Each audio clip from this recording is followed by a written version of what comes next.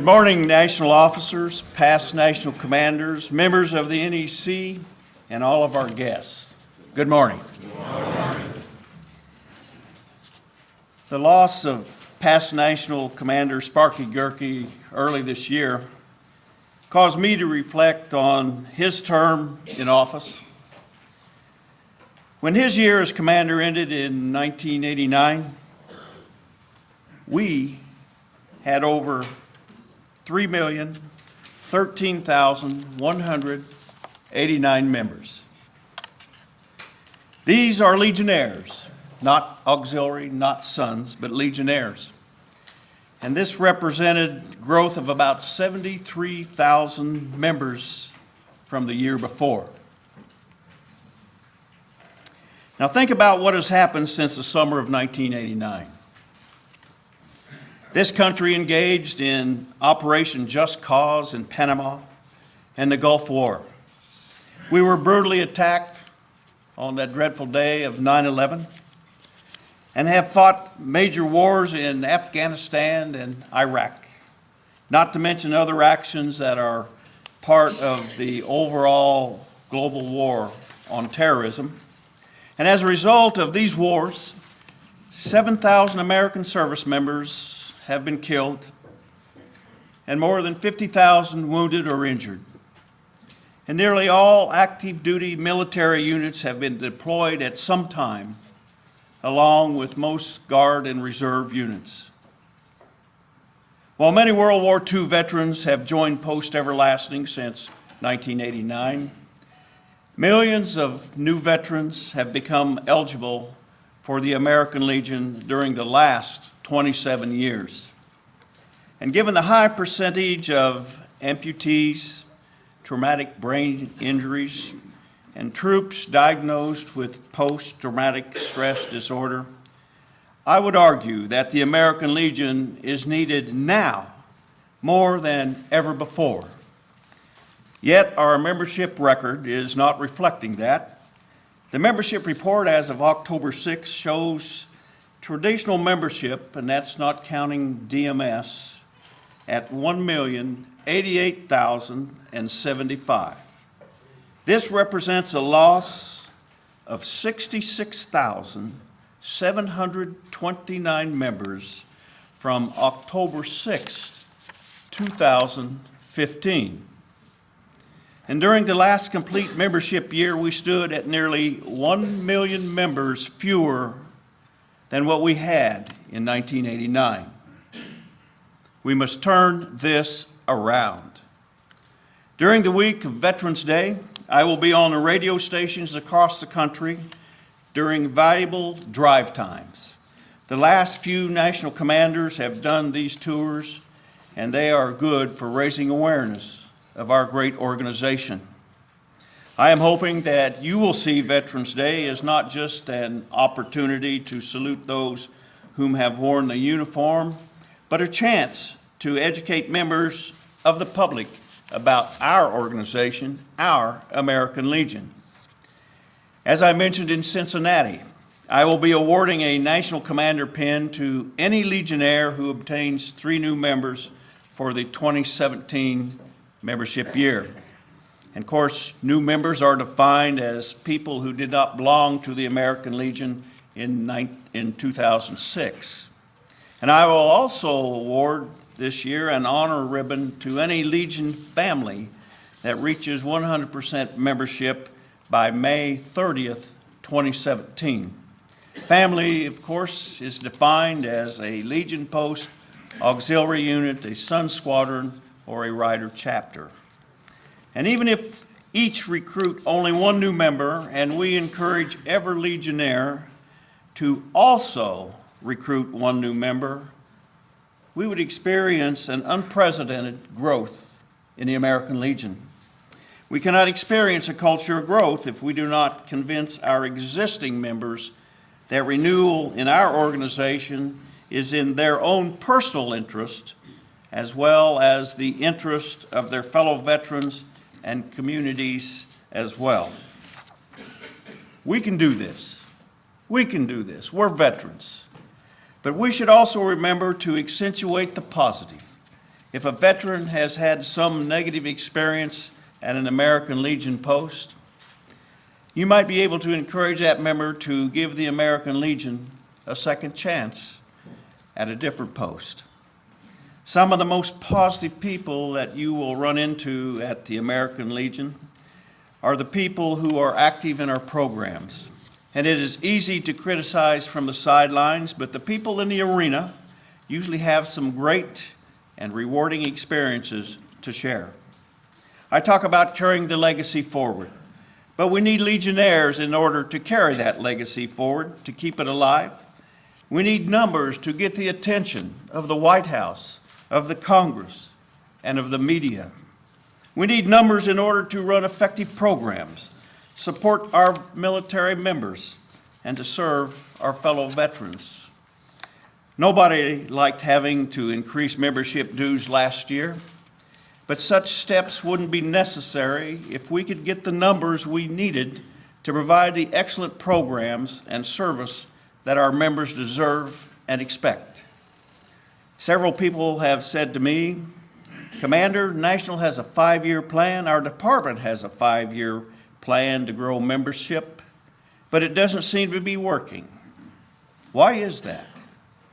Well, ladies and gentlemen, I thought about that long and hard. I've looked at the plan long and hard, and the plan seems to contain all the essential elements for growth: brand awareness, education, post creation, recruitment, retention.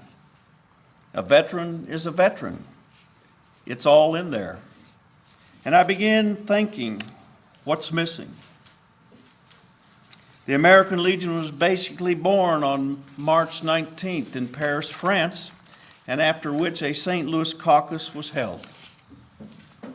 We were chartered in September 1919, and our first convention was held in Minneapolis, Minnesota, in November of 1919. And it was virtually a totally unknown organization throughout the entire world due to its infancy. And yet, by the end of the first year, it had 843,016 dues-paying members. That's without the internet, the television, the radios, the telephones, and DMS. There were very limited transportation at that time. And you must remember, this was even before the interstate highway system that we have now. And most people lived in those days their entire life and never went more than 100 miles away from where they were born. And yet, in the first year, it grew to 843,016 members. Today, we are losing roughly 65,000 members a year. I keep saying to myself, what's the difference? And do you know what I think the difference is? These World War I veterans, the doughboys who fought the war to end all wars, came back home determined that no veteran, no widow, no orphan would do without care and comfort of a grateful nation because of the sacrifice that they had made.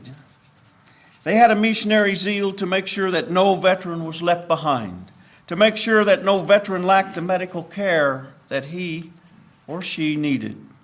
No veteran's widow went without food or shelter. No veteran's orphan went without clothing and education. And they wanted to make sure that no person who had served in the Great War would miss the opportunity to be a member of the American Legion. They didn't care about the cost of membership. All they cared about was the price that was paid to be eligible for membership. And ladies and gentlemen, I submit to you that what is missing in our plan is a sincere urgency to ensure that we carry the legacy forward. And it's a great legacy that the American Legion has built. But I don't think that we exhibit the enthusiasm for the American Legion and all it has done and is doing and will be doing tomorrow that enables us to sincerely want to share what we have with another veteran who has earned it. It's the primary people in this room, you and I, the leadership of the American Legion, the members of the NEC, who have the responsibility to go back to our departments and fire up our department membership committees, fire up our district commanders, who in turn will fire up post commanders. So they will know if you do not give every veteran an opportunity to be part of the American Legion, then you are cheating every veteran out of the opportunity to help those who are not as fortunate as we, and to continue the bond that brings us together as people who have served in the armed forces of our nation during a period of war. We are witnessing at this very moment one of the many reasons that the American Legion has to remain robust and strong and effective. And that reason is Hurricane Matthew, which has taken its toll on the people on the East Coast. We have to have a strong American Legion so we can have a robust and effective National Emergency Fund and temporary financial assistance program to serve those impacted by Hurricane Matthew and other disasters. And that is why it is so important to support these programs year-round and to have a strong disaster assistance plan in place. I have been in many posts during my time as a candidate and now as your national commander, and I must say it is a great honor to represent all of these fine veterans and to represent you across America's communities. And most posts have less than 100 members. And one thing that I've learned is that if a post has 95 members and 5 of its members do not renew or pass away, they may think, what's the big deal? It's just 5 members. When you multiply 5 members times 13,000 posts, you are down 65,000 members. And if you multiply 65,000 members by $18.50, the nationals per capita alone, that is $1.2 million less revenue coming into our national headquarters to fund the programs that you voted to support. It's less revenue to fund lobbying on Capitol Hill for the veterans' benefits you mandated we support and protect. It's less money to provide written publications and videos that your headquarters produces to support the programs you've approved. As I said before, since Sparky Gerke was national commander, we've lost 1 million members. Today, those lost dues would amount to $18,500,000 every year. It's revenue that our headquarters could use to support veterans and their families if the deceased members were replaced with new members and their non-renewals were retained. I want, and I hope you want, to carry the American Legion legacy forward. I want people to know how important every single member is. I want every post not to stop working until they have signed up everyone who is eligible that they can find. I want the membership year to last 12 months and not end at the Legion's birthday when we start holding cards back for next year. This is not about earning awards. This is about making sure that every veteran has a place where he or she can find people who understand what their experiences has meant. This is not about making your goal. It's about ensuring that we have enough resources to provide every veteran, every spouse, and every child so that they can enjoy the American dream that they themselves helped pay for. Legislatively, we have some important battles ahead. More than 450,000 veterans are awaiting decisions on appeals for their claims, and 80,000 of these veterans have been waiting more than 5 years. This problem will continue to get worse unless the President signs the appeals modernization into law. And when that happens, this will be a new legacy that the American Legion can carry forward. Recent news out of Phoenix shows that serious problems with VA remain. The voices that are calling for dismantling the VA will grow stronger with each new scandal, unless the American Legion is around to make the cause that the VA, imperfect as it is still the best option for veterans' health care. We achieved a recent victory regarding a provision in the National Defense Act which would have limited a veteran's use of veterans' preference in federal hiring to one time only. When Senator John McCain heard that we opposed curtailing this important veterans benefit, he promised to drop it from the Senate bill. This once again shows the influence that our American Legion has. Last year, the American Legion volunteers accounted for more than 856,000 hours of donated time at VA facilities and state veterans' homes across the nation. This saved the federal government nearly $20 million, and we are on track to surpass that number for 2016.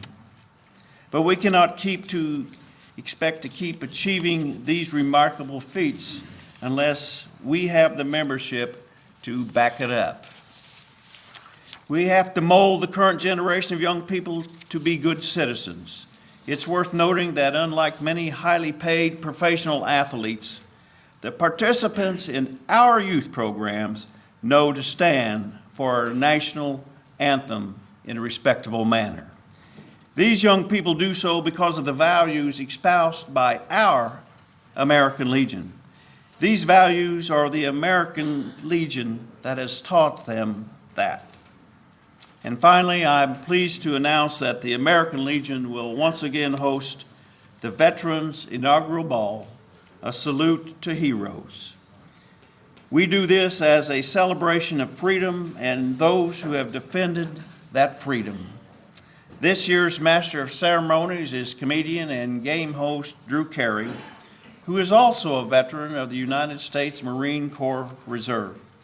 And you can go to legion.org to find out more details. We have been hosting these inaugural balls since 1953, and by January, that will be 64 years. Will we be a relevant organization 64 years from now? Will we have the members that will allow us to hold such a prestigious event? It will be up to us to make it so. It is up to us, you and I, to carry the American Legion legacy forward. I thank you, and let's have a great weekend. Thank you.